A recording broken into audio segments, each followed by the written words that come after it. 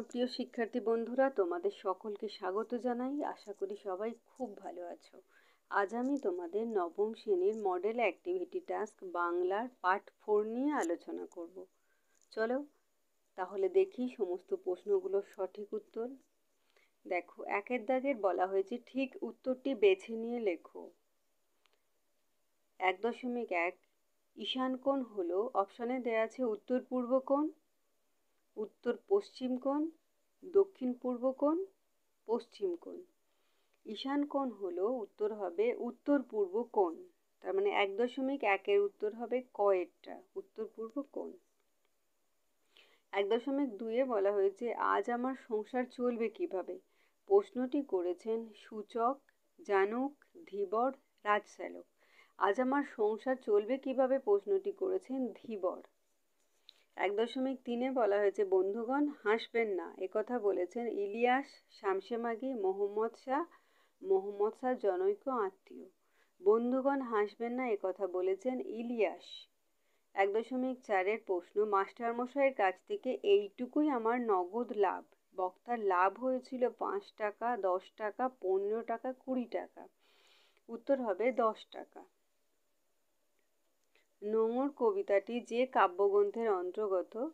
কুসুমের মাস, সাদা মেঘ কালো পাহাড়, পাতালকন্যা আর ছায়ার আলপনা। নোঙর কবিতাটি যে কাব্যগ্রন্থের অন্তর্গত সেটি হচ্ছে সাদা মেঘ কালো পাহাড়। এইবার তোমরা দেখো 2-এর দাগের কম বেশি 15টি শব্দের মধ্যে উত্তর লিখতে বলা হয়েছে। 5টি প্রশ্ন দেওয়া আছে। 3-এর দাগের প্রসঙ্গ নির্দেশ সহ কম বেশি 60টি শব্দের মধ্যে উত্তর লিখতে বলা হয়েছে, সেখানেও 5টি প্রশ্ন।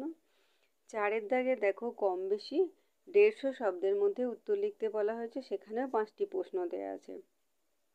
এবং 5-এর দাগে দেখো দেওয়া আছে ব্যাকরণ, 6টা প্রশ্ন দেওয়া। আর শেষে 6-এর দাগের ভাব সম্প্রসারণ আছে। আমি তোমাদের এগুলো পরপর বলে যাই, তোমরা দেখতে থাকো। আচ্ছা, 1-এর দাগে ঠিক এইভাবে লিখবে, হ্যাঁ? আচ্ছা, এবার 2-এর দাগ থেকে শুরু করছি। 2-এর দাগে দেখো বলা হয়েছে কম বেশি 15টি শব্দের মধ্যে উত্তর লেখো। 2.1-এর প্রশ্ন প্রজা চমকিত কেন? উত্তরে লিখবে চণ্ডীমঙ্গল কাব্যের শ্রেষ্ঠ কবি মুকুন্দরাম চক্রবর্তীর কলিঙ্গ দেশে ঝড় বৃষ্টি কবিতায় কৃষকের জীবন ও জীবিকা হলো শস্য অর্থাৎ ফসল। কলিঙ্গে প্রবল ঝড় বৃষ্টিতে ক্ষেতের সেই ফসল উল্টে পড়লে প্রজাদের চমকে ওঠাই স্বাভাবিক। 2.2-এর প্রশ্ন ধীবর বৃত্তান্ত নাট্যাংশে ধীবরের বাড়ি কোথায়? মহাকবি কালিদাস রচিত ধীবর বৃত্তান্ত নাট্যাংশে ধীবরের বাড়ি হল শক্রাবতারে। 2-3-এর প্রশ্ন ইলিয়াস তো ভাগ্যবান পুরুষ, কারা একথা বলতো? খ্যাতনামা রুশ সাহিত্যিক লিও তলস্তয়ের লেখা ইলিয়াস গল্পে প্রথম অবস্থায় ইলিয়াসের সংসার সচ্ছল ছিল না। বিয়ের 1 বছরের মধ্যে তার বাবা মারা যায়। তখন তার গৃহপালিত পশুর সংখ্যা ছিল হাতে গোনা। ইলিয়াস তার স্ত্রী ও সন্তানদের নিয়ে একাগ্রতা, পরিকল্পনা ও কঠোর পরিশ্রমের দ্বারা দীর্ঘ 35 বছরে বিশাল ধনসম্পত্তির মালিক হয়ে ওঠে। সততা, শ্রম ও পরিকল্পনার জেরেই ইলিয়াসের এই বাড়বাড়ন্ত। ভাগ্যবান পুরুষ বলে তাকে ছোট করার এক অপচেষ্টা করা হয়েছে। পরের প্রশ্ন দেখো মনে এলো মাস্টারমশাইয়ের কথা, কখন এমনটি ঘটেছে? উত্তরে লিখবে প্রখ্যাত সাহিত্যিক নারায়ণ গঙ্গোপাধ্যায়ের লেখা দাম গল্পে সুকুমার একটি পত্রিকার ফরমাশ রাখতে গিয়ে ছেলেবেলার গল্প লিখতে বসে। তখন তার মাস্টারমশাইয়ের কথা মনে পড়ে। 2.5-এর প্রশ্ন দেখো বিরামহীন এই দাঁড় টানা। কবি দাঁড় টানাকে বিরামহীন বলেছেন কেন? কবি অজিত দত্ত মানব জীবনের এগিয়ে চলাকে এক মহাসমুদ্র অতিক্রম করার রূপকের মোড়কে তুলে ধরেছেন। মানুষ তার প্রতিভা ও ক্ষমতা অনুসারে জীবনে উত্তরণের পথ খোঁজে এবং তা বাস্তবায়িত করার জন্য চেষ্টার ত্রুটি রাখে না। তার পথ চলা অন্তহীন। 3-এ বলা হয়েছে প্রসঙ্গ নির্দেশ সহ কম বেশি 60টি শব্দের মধ্যে উত্তর লেখো। চণ্ডীর আদেশ পান বীর হনুমান। চণ্ডীর পরিচয় দাও, তিনি হনুমানকে কি আদেশ দিয়েছেন? চণ্ডীমঙ্গল কাব্যের শ্রেষ্ঠ কবি মুকুন্দরাম চক্রবর্তীর লেখা কলিঙ্গ দেশে ঝড় বৃষ্টি কবিতায় দেবী চণ্ডী হলেন দেবী দুর্গার এক রূপ। তিনি অতি কোপন স্বভাবা। কালকেতুর গুজরাট নগরী পত্তনের জন্য দেবী চণ্ডী হনুমানকে কলিঙ্গের মঠ অট্টালিকা ভেঙে খান খান করে দিতে আদেশ দিয়েছেন। 3.2 প্রশ্নে দেখো, কিভাবে এই আংটি আমার কাছে এলো তা বললাম। বক্তা কে? আংটি প্রসঙ্গে সে কি বলেছে? মহাকবি কালিদাস রচিত ধীবর বৃত্তান্ত নাট্যাংশের বক্তা হলেন শুক্রাবতারের বাসী ধীবর। নাটকের কেন্দ্রীয় চরিত্র শুক্রাবতারের বাসিন্দা একজন সাধারণ ধীবর। মাছ ধরে বাজারে বিক্রি করে সে তার প্রতিদিনকার জীবিকা নির্বাহ করে। ধীবর একদিন একটি রুই মাছ ধরে সেই মাছটি কাটতে গিয়েই ধীবর আংটিটি পান। 3.3 প্রশ্ন, মোহাম্মদ শাহ কোন গল্পের চরিত্র? তার প্রকৃতি কেমন? মোহাম্মদ শাহ লিও তলস্তয় রচিত ইলিয়াস গল্পের চরিত্র। গল্পের অন্যতম পার্শ্ব চরিত্র মোহাম্মদ শাহ ছিলেন অত্যন্ত সহৃদয় পরোপকারী ব্যক্তি। সে নিজে ধনীও নয়, গরিবও নয়, তবে থাকতো সুখে। মানুষ হিসেবেও খুব ভালো। বিত্তবান ইলিয়াসের দুরাবস্থা অনুভব করে সে তাদের নিজের বাড়িতে রাখে, তাদের কাজ করার সুযোগ দিয়ে মহানুভবতার পরিচয় দেয়। 3.4 প্রশ্নে, স্বর্গের দরজাতেও ঠিক এই কথাই লেখা রয়েছে, কোন কথা? বক্তার এমন মন্তব্যের কারণ কি? প্রখ্যাত সাহিত্যিক নারায়ণ গঙ্গোপাধ্যায় রচিত দাম গল্প থেকে উদ্ধৃতাংশটি নেওয়া হয়েছে। কথাটি হলো, যে অঙ্ক জানে না এখানে তার প্রবেশ নিষেধ। অঙ্কের মাস্টারমশাই যথার্থ ভালোভাবে ছাত্রদের অঙ্ক শেখানোর আপ্রাণ চেষ্টা করতেন। তিনি চাইতেন প্রত্যেক ছাত্র অঙ্কে পারদর্শী হয়ে উঠুক। প্রয়োজনে চলতো ভয় দেখানো বা মার। আবার অঙ্ক না জানলে প্লেটোর বা স্বর্গের দোর বন্ধ একথা বলে ছাত্রদের মনে অঙ্কের গুরুত্ব বৃদ্ধি করে আগ্রহ বাড়াতে চাইতেন। 3.5 প্রশ্ন দেখো, আমার বাণিজ্য তরী বাঁধা পড়ে আছে। কোন বাণিজ্য তরী? সেটি বাঁধা পড়ে আছে কেন? আধুনিক কবি অজিত দত্তর লেখা নোঙর কবিতায় বাণিজ্য তরী বলতে সমাজ সংস্কারে আবদ্ধ মধ্যবিত্ত মানুষের জীবনের কথাই বলা হয়েছে। এই বাণিজ্য তরীতে মানুষ নিজ নিজ পসরা সাজিয়ে জীবনের পথে অগ্রসর হয়। জীবন তরীকে লক্ষ্যে পৌঁছে দিতে সাহায্য করে উদ্যোগ, উদ্যম ও কর্মচঞ্চলতা, যা দাঁড়ের মতো কাজ করে। কিন্তু মানুষের জীবন সর্বদা স্বপ্ন দেখা ও স্বপ্ন ভঙ্গের সুতোয় বাঁধা। জীবনের নানান প্রতিকূলতা মানুষকে তার কর্মপ্রচেষ্টায় বাধা দেয়। ফলে প্রার্থিত মুক্ত জীবনের ঘাটে মানুষের বাণিজ্য তরী বাঁধা পড়ে। পরের প্রশ্ন 4 দাগের নিচের প্রশ্নগুলির উত্তর নিজের ভাষায় লেখো, কম বেশি 150 শব্দে। নিরবধি 7 দিন বৃষ্টি নিরন্তর, এই প্রাকৃতিক বিপর্যয় কলিঙ্গবাসীর জীবনকে কিভাবে বিপন্ন করে তুলেছিল তা আলোচনা করো। উদ্ধৃত অংশটি মধ্যযুগের অন্যতম বিখ্যাত কবি মুকুন্দরাম চক্রবর্তীর কলিঙ্গ দেশে ঝড় বৃষ্টি নামক কবিতার অংশবিশেষ। দেবী চণ্ডীর রোষে একটানা 7 দিন সীমাহীন বর্ষণে ও ঝড়ের তাণ্ডবে কলিঙ্গের জনজীবন বিপর্যস্ত হয়ে পড়ে। মুষলধারে বৃষ্টি আর উচ্চনাদী মেঘের নিরন্তর গর্জনে ভীত হয়ে প্রজারা ঘর ছেড়ে পালাতে শুরু করে। ক্ষেতের ফসল উল্টিয়ে পড়ে ও তাতে পচন ধরে। এমনকি সঞ্চিত শস্যও নষ্ট হয়ে যেতে থাকে। কলিঙ্গ প্লাবিত হয়। জল, স্থল, পথ, ঘাট আলাদা করে বোঝা যায় না। জলের সাপ রাস্তায় চড়ে বেড়ায়। কলিঙ্গের অন্ধকারাচ্ছন্ন আকাশে ঘন ঘন বাজ পড়ে। আকাশ এতটাই মেঘাচ্ছন্ন থাকে যে দিনরাতের প্রভেদ বোঝাই যায় না। বাজের শব্দে কেউ কারো কথা শুনতে পায় না। মানুষ এই ঝড় ঝঞ্ঝা ও মেঘের গর্জনে ভীত হয়ে জৈমিনী মুনিকে স্মরণ করে। বৃষ্টির সঙ্গে আকাশ থেকে তালের মতো বড় বড় শিলাখণ্ড ঘরের চাল ভেদ করে পড়তে থাকে। একটানা ঝড়ে ও পর্বতপ্রমাণ ঢেউয়ে বাড়িঘরগুলো যেন দুমড়ে মুচড়ে যায়। এক কথায় 7 দিনের অবিরাম বৃষ্টিতে প্রজাদের দুর্দশা চরম অবস্থায় পৌঁছায়। এবার দেখো 4-2 বলা হয়েছে, সেই আংটি দেখে মহারাজের কোনো প্রিয়জনের কথা মনে পড়েছে। মন্তব্যটির প্রসঙ্গ নির্দেশ করে আংটিটি দেখে মহারাজের কী প্রতিক্রিয়া হয়েছিল তা বুঝিয়ে দাও। আমাদের পাঠ্য কালিদাসের অভিজ্ঞান শকুন্তলম নাটকের 6ষ্ঠ অঙ্ক থেকে গৃহীত ধীবর বৃত্তান্ত নাটকের যে অংশটুকুর ওপর আলোকপাত করা হয়েছে তা হল ধীবরের আংটি প্রাপ্তি, তাকে রাজ দরবারে সাজার জন্য প্রেরণ এবং সাজার বদলে তার পুরস্কার প্রাপ্তি। তবে এই সব কিছুর পিছনে অলক্ষ্যে কাজ করেছে দুর্বাসার অভিশাপ। দুষ্মন্ত মহর্ষি কর্ণের অনুপস্থিতিতে তার তপবনে শকুন্তলা রূপলাবণ্যে মুগ্ধ হয়ে গান্ধর্ব মতে তাকে বিবাহ করেন। দুষ্মন্ত ফিরে আসার প্রতিশ্রুতি দিয়ে শকুন্তলার হাতে একটি আংটি পরিয়ে বিদায় নেন।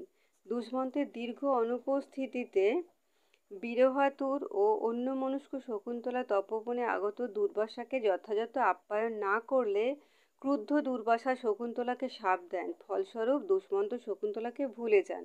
শকুন্তলা পতিগৃহে যাত্রাকালে শচীতীর্থে দুষ্মন্তের স্মারক আংটিটি হারিয়ে ফেলেন, যেটি নদীতে পড়ে এক মাছের উদরস্থ হয়। ধীবর সেই আংটিটি উদ্ধার করে এবং নগররক্ষী ও তার অনুচরদের হাতে ধরা পড়ে। বিচারের জন্য রাজসভায় এসে রাজশ্যালক সেই আংটিটি দেখালে দুষ্মন্তের স্মৃতিতে শকুন্তলা বেঁচে ওঠেন। শকুন্তলার প্রতি অবিচারের জন্য তিনি অনুতপ্ত হন। বেদনায় আনন্দে আপ্লুত হয়ে আংটি ফিরে পেতে সাহায্যকারী ধীবরকে প্রচুর পারিতোষিক দেন।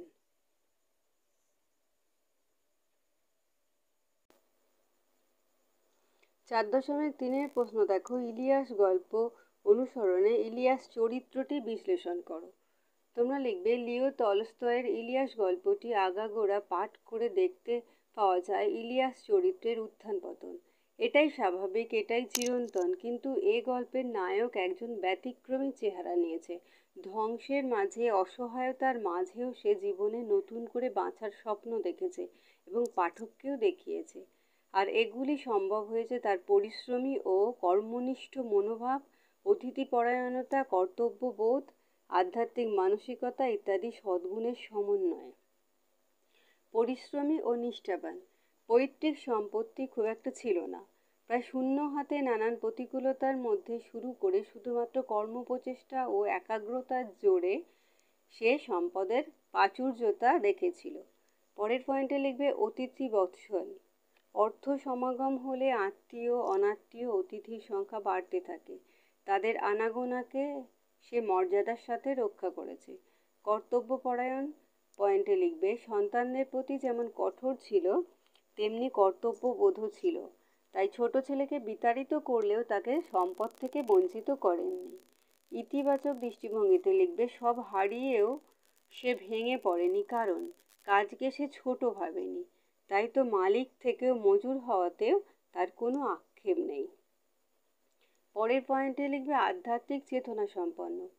কঠিন সময়েও সে যেভাবে সত্য ও সুখকে উপলব্ধির কথা বলেছে তাতে তার আধ্যাত্মিক চেতনা প্রসারিত হয়েছে, যা তার চরিত্রকে আরও উজ্জ্বল করে তুলেছে। পরের প্রশ্ন, আমার ছাত্র আমাকে অমর করে দিয়েছে, বক্তা কে, কেন তার এমনটি মনে হয়েছে? তোমরা লিখবে, বিশিষ্ট সাহিত্যিক নারায়ণ গঙ্গোপাধ্যায়ের দাম ছোট গল্পে উদ্ধৃতিটির বক্তা হলেন গল্পকথক সুকুমারের স্কুলের অঙ্কের মাস্টারমশাই। কর্মজীবনের মাস্টারমশাই ছিলেন তার ছাত্রদের কাছে মূর্তিমান বিভীষিকা। অঙ্কে তার পাণ্ডিত্য ছিল প্রশ্নাতীত। যে কোনো জটিল অঙ্ক একবার দেখেই তিনি সমাধান করতে পারতেন। ছাত্ররা অঙ্ক না পারলে তিনি ভয়ানক রাগে তাদের প্রহার করতেন। এই জন্য ছাত্ররা তাকে জমের মতো ভয় পেত এবং তারও অঙ্কের হাত থেকে রেহাই পাবার দিন গুনত। গল্পকথক সুকুমার অঙ্কে দুর্বল ছিলেন। পরবর্তীকালে লেখক হয়ে বাল্যস্মৃতিতে মাস্টারমশাইয়ের সমালোচনা করে লেখেন যে জোর করে ভয় দেখিয়ে মেরে ছাত্রদের কোনো বিষয় শেখানো যায় না। ঘটনাচক্রের মাস্টারমশাই সুকুমারের এই লেখাটি পড়েছিলেন। খুব আশ্চর্যজনকভাবে অত রাগী মানুষটি একটুও না রেগে ছাত্রের যাবতীয় সমালোচনাকে উদার মনে সন্তানের অধিকার বলে গ্রহণ করেছিলেন। এত বছর পরে একজন ছাত্র তার কথা মনে করে পত্রিকায় গল্প লিখেছে, এটাই সরলমতি মানুষটির কাছে প্রবল আনন্দ ও গর্বের বিষয় হয়ে উঠেছিল। তার কঠিন চরিত্রের আড়ালে লুক্কায়িত ছাত্র দরদ এখানে প্রকাশিত হয়েছে। পরের প্রশ্ন, নোঙর গিয়েছে পড়ে তটের কিনারে। উদ্ধৃতিটির আলোকে নোঙর কবিতায় কবির আক্ষেপ কিভাবে প্রকাশ পেয়েছে তা নির্দেশ করো। তোমরা লিখবে, নোঙর কবিতায় কবি অজিত দত্ত শব্দের জাদুতে এক অসাধারণ সমুদ্র যাত্রার ছবি ফুটিয়ে তুলেছেন। এ ছবির প্রেক্ষাপটে রয়েছে উত্তাল জলরাশির মাঝে এক বিপর্যস্ত নৌকা।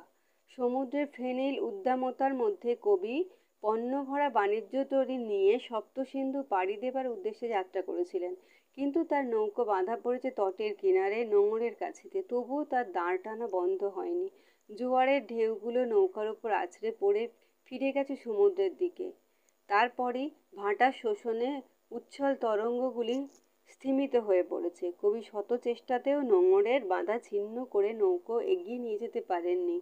রাতের আকাশের তারা দেখে ঠিক করে তিনি বিরামহীন দাঁড় টেনে চলেছেন, কিন্তু নিস্তব্ধ মুহূর্তে দাঁড়ের প্রতিটি নিক্ষেপ কবিকে যেন বিদ্রূপ করেছে, তবু নৌকো এগোয়নি। মধ্যবিত্ত মননের অধিকারী কবি মুক্ত জীবনের আনন্দ আস্বাদনের হাতছানিতে সুদূর সমুদ্রে পাড়ি দিতে চান, কিন্তু কবির জীবনতরী নানান সাংসারিক টানাপোড়েনের গণ্ডিতে আবদ্ধ হয়ে পড়ে। সময়ের টানাপোড়েনের গতানুগতিকতায় ক্লান্ত কবি মনকে আলোড়িত করে। কবিও নতুন উদ্যমে জীবনতরীকে গতির স্রোতে ভাসিয়ে নিয়ে যেতে চান। তিনি জানেন, অন্তহীন প্রচেষ্টাই মানব জীবনের চরম সত্য। এইবার তোমাদের ব্যাকরণ আসছে। 5 দাগের বলা হয়েছে নির্দেশ অনুযায়ী উত্তর দাও।